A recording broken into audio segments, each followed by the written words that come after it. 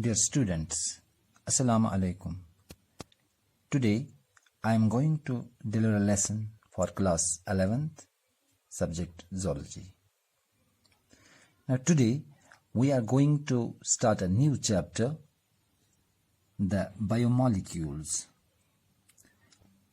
These biomolecules are actually the organic compounds that form the basis of life. That is, they build up the living systems and are responsible for their growth and maintenance. The living organisms actually contain two types of compounds. That is, these are the living organisms. The two types of compounds are the organic compounds and number second are the inorganic compounds. These organic compounds include the macrobiomolecules like proteins, carbohydrates, lipids, as well as microbiomolecules like amino acids, fatty acids, monosaccharides, etc., which actually form the basis of life and are responsible for the growth and maintenance of living organisms. Now, the second group of these compounds are called as inorganic compounds, which include certain mineral salts like sulfates, phosphates, chlorides, as well as mineral ions like calcium, sodium, potassium, magnesium, etc. Although water remains the most abundant chemical compound in living systems. Now, how do we come to know about the presence of these organic and inorganic compounds in living organisms? For this, there is analysis of chemical composition. There are various methods by which we analyze the composition of these living organisms. First of all, we will study about the analysis of chemical composition in living organisms. Now we know that the living organisms are composed of organic compounds like proteins, carbohydrates, lipids, etc., as well as inorganic compounds like calcium carbonate, sodium chloride, and elements like potassium, sodium, magnesium, calcium, etc. Now the chemical analysis of these organic compounds, how is it done? For this purpose, to analyze the chemical composition of living organisms, we can take a known weight of living organism like a piece of any fruit or a piece of liver of an animal. First of all, what we do, we grind it and then treat it with trichloroacetic acid.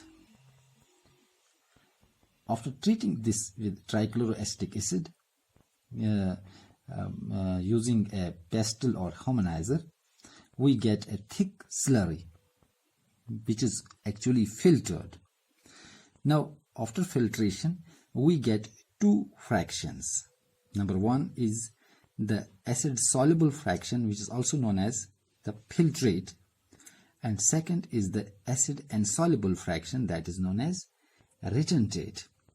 Now, this filtrate and retentate have contain different types of these chemical compounds, which are then separated by various techniques. Now, this filtrate or acid soluble this proportion contains different elements. Now, when analytical techniques are applied to compounds, we get an idea of molecular formula and probable structure of the compound. Now, second type of analysis is what we call as ash analysis. It is usually done for inorganic compounds. Now, during this ash analysis technique, one has to weight a a small amount of living tissue, for example a piece of liver, fruit or a leaf, and we dry it so that the water gets evaporated, the initial weight is also known as the fresh weight or wet weight, and the final weight after drying it is called the dry weight. The tissue is then fully burned so that the carbon compounds are oxidized to form carbon dioxide and water vapors. The remaining part is what we call as ash. Now this ash contains inorganic compounds like sulfates, chlorides, and elements like sodium, potassium, calcium and magnesium. Now a similar analysis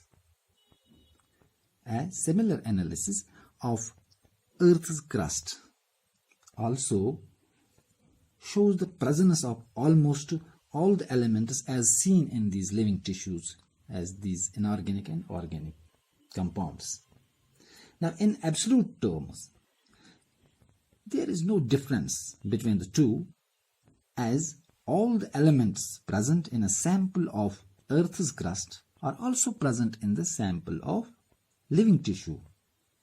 But a closer comparison between the two reveals that the relative abundance of the percentage of carbon and hydrogen, which are the main elements present in the living things, in comparison to the other elements is much higher in living tissues than in the Earth's crust.